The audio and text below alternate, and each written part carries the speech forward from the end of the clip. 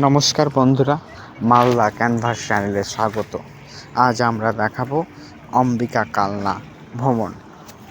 এই ভ্রমণ আমরা সরাসরি মালদা থেকে অম্বিকা কালনা স্টেশনে পৌঁছালাম এবং এরপরই আমরা টোটো ভাড়া করে বিভিন্ন মন্দির দর্শন করব। প্রথমেই আমরা দেখাবো অম্বিকা কালনার স্টেশনের ঠিক পাশেই রয়েছে রাধা গোবিন্দ মন্দির। এই মন্দিরটির যে রাধা গোবিন্দর যে অরূপ সৌন্দর্য তারই আমরা ভিডিও আকারে তুলে ধরলাম। যে মন্দিরের যে প্রতিমা তারও আমরা অপরূপ সৌন্দর্যর যে ভিডিও তুলে ধরলাম। এই মন্দিরে প্রতিদিন নাম কীর্তন হয়। এরপরেই ঠিক রয়েছে অম্বিকা সিদ্ধেশ্বরী কালী মন্দির।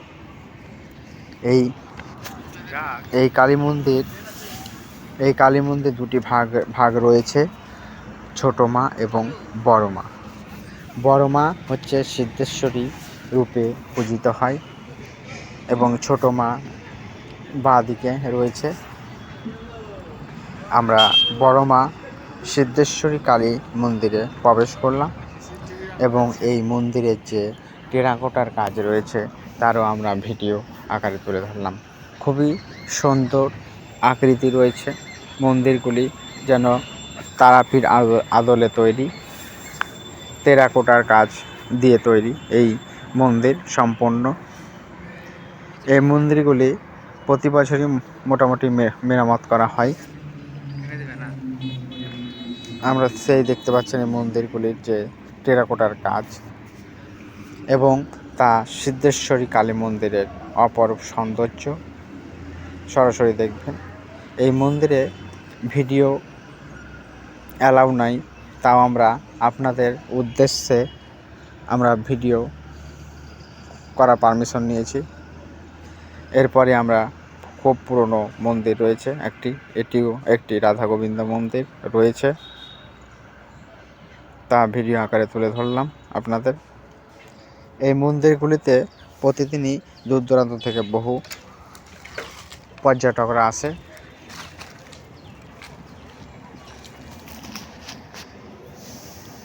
এরপরে একটি মন্দির প্রবেশ করলাম।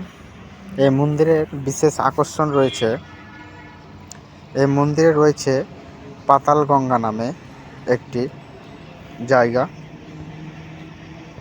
সেই স্থানে মা গঙ্গা সরাসরি এই মন্দিরে প্রবেশ করেছে, তারই আমরা কিছু ভিডিও দেখতে পাচ্ছেন সরাসরি। এই যে ভিডিওটি দেখতে পাচ্ছেন এখন পাতাল গঙ্গা নামে পরিচিত। এই নিচে জল রয়েছে, এই জলেই স্নান করে সব মন্দিরের পূজারীরা। এই মন্দির বিশাল আকৃতি রয়েছে এবং এখানেও রাধা গোবিন্দ রয়েছে। এরপরে আমরা তেঁতুলতলা মন্দির। চৈতন্য মহাপ্রভু এই তেঁতুলতলায় আশ্রয় নিয়েছে স্থানীয় সূত্রে জানা গেছে। এই তেঁতুলতলা বহু পুরনো। তেঁতুলতলার নিচে একটি যে ছোট্ট মন্দির রয়েছে সেই স্থানে আশ্রয় নিয়েছে এবং চারিপাশে যে মহাপ্রভুর যে জীবনাবলী ফুটিয়ে তুলেছে ছবির মাধ্যমে আপনারা সরাসরি দেখতে পাচ্ছেন। এই তেঁতুলতলার নিচে একটি ছোট্ট একটি মন্দির রয়েছে। সেই মন্দিরের তার যে পদ চিহ্নিত রয়েছে তা সংরক্ষিত করা রয়েছে। এরপরে আমরা আস্তে আস্তে অন্য একটি মন্দিরে আগাবো। এই মন্দিরে এটাও একটি রাধা গোবিন্দ মন্দির। এই মন্দিরে ফোন অ্যালাউ নাই বলেই আমরা ভিডিও দিতে পারলাম না, সামনেটুকু আমরা ভিডিও দিলাম। এরপরে আর একটি মন্দির, যে 101 শিব মন্দির রয়েছে, তার সামনেই রয়েছে এই মন্দিরটি।